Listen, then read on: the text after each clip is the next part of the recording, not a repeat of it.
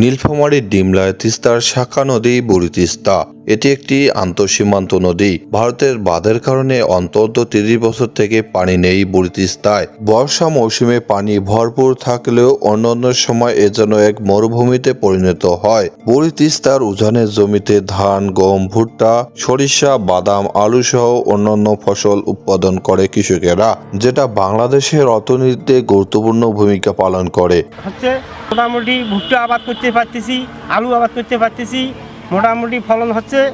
কৃষক ভাইরা আমার জীবনযাপন ভালো যাচ্ছে।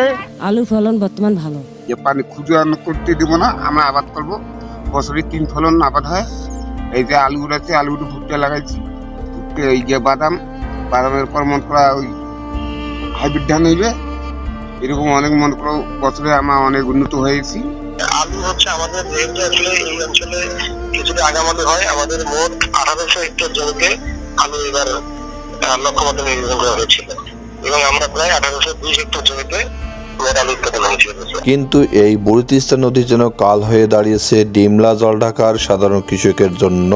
যুগের পর যুগ বুড়ি তিস্তার স্থানীয় কৃষক ও পানি উন্নয়ন বোর্ডের মধ্যে দ্বন্দ্ব লেগেই আছে। পাল্টাপাল্টি মামলার মধ্যে বন্ধ আছে বুড়ি তিস্তা খননের কাজ। শেষ প্রকল্পের নামে নদী খননের কাজ হাতে নিয়েছে পানি উন্নয়ন বোর্ড। নীলফামারীর ডিমলা ও জলঢাকা উপজেলার 5টি গ্রামে নেওয়া এ প্রকল্পের জমি অধিগ্রহণও হয়নি ঠিকঠাক। ফলে কাজে বাধা দেওয়ায় শাশ্বত গ্রামবাসীর বিরুদ্ধে মামলা করে পানি উন্নয়ন বোর্ড। শেষ প্রকল্পের নামে পাইপোর কর্মকর্তারা ও সাবেক এমপি আফতাবউদ্দিন সরকার বালুর ব্যবসা করেছে কোটি কোটি টাকা।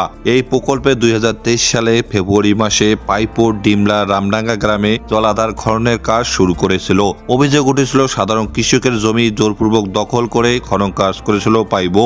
এতে বাধা দিলে কৃষকের সঙ্গে পাইবোর ভাড়া করা সন্ত্রাসী সাবেক এমপি আফতাবের গুন্ডা বাহিনীর ব্যাপক সংঘর্ষ হয়। শত কোটি টাকার প্রকল্পের কোনো কাজে আসবে না সাধারণ কৃষকের। বুড়ি তিস্তার ভারত অংশে বাঁধ থাকায় খাল খনন করলেও পানি আসার সুযোগ নেই। তবে শত কোটি টাকার এই প্রকল্পের কাজ কি, প্রশ্ন সাধারণ জনমনে। নীলফামারীর ডিমলা থেকে আরিফুজ্জামান, সরেজমিন বার্তা।